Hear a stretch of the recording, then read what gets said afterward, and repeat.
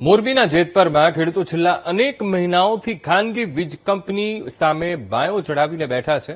ખેડૂતો માંગે છે 400 ગણું વળતર, જ્યારે સરકાર તેમની માંગ માનવા સહમત નથી.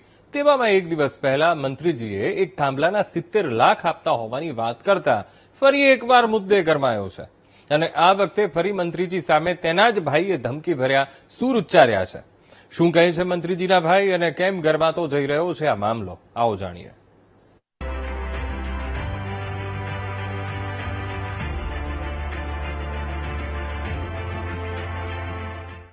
જમીન ખેડૂતની, પરંતુ બાપ બનીને ખાનગી વીજ કંપની દાદાગીરી કરે, સરકાર જોતી રહે અને ખેડૂતો અવાજ ઉઠાવે તો પોલીસના બળે લાઠીઓ વરસાવે.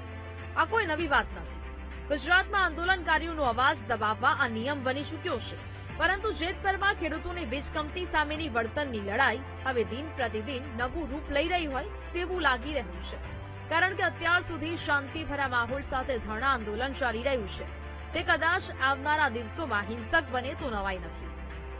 કારણ કે મંત્રીજીના ભાઈએ મંત્રીની વીજપોલ દીઠ 70 લાખ સરકાર આપતી હોવાના દાવાને ખોખલું ગણાવતા વીજ કંપનીની કામગીરી અટકાવવા ધમકી આપી છે. આવો આપને મંત્રીનું એ નિવેદન અને તેમના જ ભાઈનું વિરોધાભાસી નિવેદન પણ એકવાર સંભળાવીએ.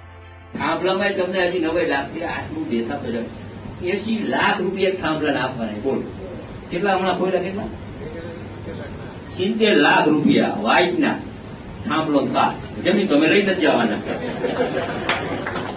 અને જેમ અમે આમ છોકરીને ધોકો વધારે મારે.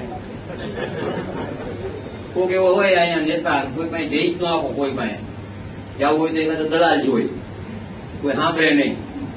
70 લાખ ઓછા કહેવાય મને પેલા કયો, એક થાંભલો નાખી 4 નાખી 70 લાખ એના વાઇટનો છે, જમીન તમારા ખાતે છે નહીં. એટલે કહેવાનો અર્થ છે કે સરકાર બહુ પોઝિટિવ બધી બાબત, એમાં અમે પોઝિટિવ, એટલે એ પોઝિટિવ એમાં છે. 6 રેડું પાડી છે, ચિંતા નથી કરવી. 125 વીઘા વાળી એ કરી શકી, બાકી ધંધા બંધ કરી દઈશ. બાકી ખેડૂત આટલું લડવાનો. અને મંત્રી શ્રી મારા ભાઈ આજે જ બોલ્યા હતા કે ખેડૂતને 80 લાખ દઈ દઈ. 80 ને હાથ આવવાના કેટલા દીએ? આનું ભાડું કેટલું દીએ? તો આને કાઢો, માયાથી જ મુહૂર્ત કરો. એટલે આપણે કોઈને કઈ મજીરા વગેરે આ સરકાર કોઈને દી એમ નથી. અને હે પાછું પ્રાઇવેટ ને સરકાર ઉપાડો લઈને બેઠી આવી રે. હવે જે આપણે મારા ભાઈ શ્રી બોલ્યા હતા 80,000 ખેડૂતને દઈ, આમાં કેને મળ્યા 80 લાખ? કેને મળ્યા? હાથ ઊંચો કરો તો. હવે એમને નાખી ગયા, કાંઈ દીધું નથી, એમને ગરી ગયા ખેતરમાં અમારા દીકરા. અને 80 નથી જોતા, અમારે 4 લાખ કરોડ રૂપિયાનું નુકસાન અમે હે. ખેતરમાં હિસાબ કરાવશે. આ એક થાંભલો નાખે એટલે એ ખેતરની કિંમત ઘટી જાય 50%. સીધી વાત અહીં એવી છે કે ખેડૂતોને સંપાદિત જમીનનું 400 ગણું વળતર જોઈએ છે અને તે ખેડૂતોનો હક પણ છે.